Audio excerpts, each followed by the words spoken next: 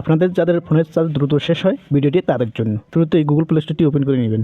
Google play স্টোরটি open করে নেওয়ার পর এই যে উপরে দেখতে পাচ্ছেন প্রোফাইল লোগো, এখানে ক্লিক করবেন। ক্লিক করার পর এখানে দেখতে পাচ্ছেন সেটিংস, এই সেটিংসে ক্লিক করবেন। সেটিংসে ক্লিক করার পর উপরে দেখতে পাচ্ছেন জেনারেল, এই জেনারেলে ক্লিক করবেন। জেনারেলে ক্লিক করার পর এখানে দেখতে পাচ্ছেন থিমস, এই থিমে ক্লিক করবেন। থিমে ক্লিক করার পর নিচে দেখতে পাচ্ছেন সিস্টেম ডিফল্ট, এই অপশনটি এনেবল করে দেবেন। তারপরে ওকে অপশনে ক্লিক করবেন।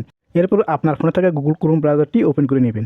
গুগল ক্রোম ব্রাউজারটি ওপেন করে নেওয়ার পর এই যে উপরে দেখতে পাচ্ছেন থ্রি ডট, এই থ্রি ডটে ক্লিক করবেন। থ্রি ডটে ক্লিক করার পর এখানে দেখতে পাচ্ছেন সেটিংস, এই সেটিংসে ক্লিক করবেন। সেটিংসে ক্লিক করার পর নিচে স্ক্রল ডাউন করবেন। নিচে স্ক্রল ডাউন করার পর এখানে দেখতে পাচ্ছেন থিমস, এই থিমসে ক্লিক করবেন। থিমসে ক্লিক করার পর এখানে উপরে দেখতে পাচ্ছেন সিস্টেম ডিফল্ট, এই অপশনটি এনেবল করে দেবেন। এরপর আপনার ফোনের সেটিংস অপশনে ক্লিক করবেন। সেটিংস অপশনে ক্লিক করার পর স্ক্রল ডাউন করবেন, যেখানে আপনার ব্যাটারি অপশনটি আছে এই ব্যাটারি অপশনটা খুঁজে বের করে এখানে ক্লিক করবেন। আমি ব্যাটারি অপশনে ক্লিক করেছি।